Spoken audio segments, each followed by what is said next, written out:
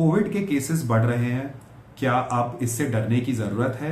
क्या प्रिकॉशन रखने चाहिए? क्या सिम्टम है? आज हम ये सब बात करेंगे। नमस्कार, मैं डॉक्टर प्रखर गर्ग स्वागत करता हूं आपका हेल्थ की बात यथार्थ के साथ में।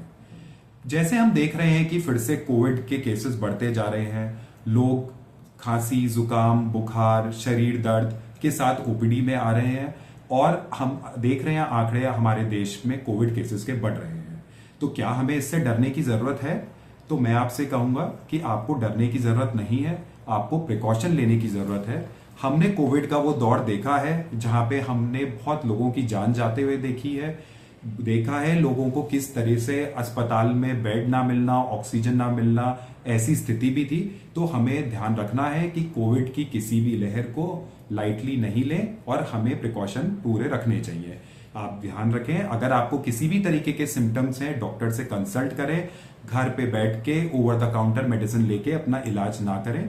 इसके बेसिक लक्षण जैसे खांसी, जुकाम, गले में दर्द, खांसी, शरीर का टूटना, जो कि एक नॉर्मल वायरल बुखार के सिम्टम होते हैं, ऐसा ही होता है। इसमें सिंपल सिम्टोमेटिक ट्रीटमेंट दिया जाता है। पर हाँ, जो लोग इम्यूनो कॉम्प्रोमाइज्ड हैं, जैसे long standing diabetes, blood pressure, kidney disease और कोई कैंसर सर्वाइवर या कैंसर के ट्रीटमेंट पे पेशेंट्स हैं, उनका इम्यूनिटी कम होता है। उन लोगों को, और स्पेशली जो लंग डिसऑर्डर है जिनको सीओपीडी या ब्रोंकाइटिस, उनको जरूर ध्यान रखना है इस चीज का कि जैसे ही कोई सिम्टम आए वो जरूर डॉक्टर से कंसल्ट करें।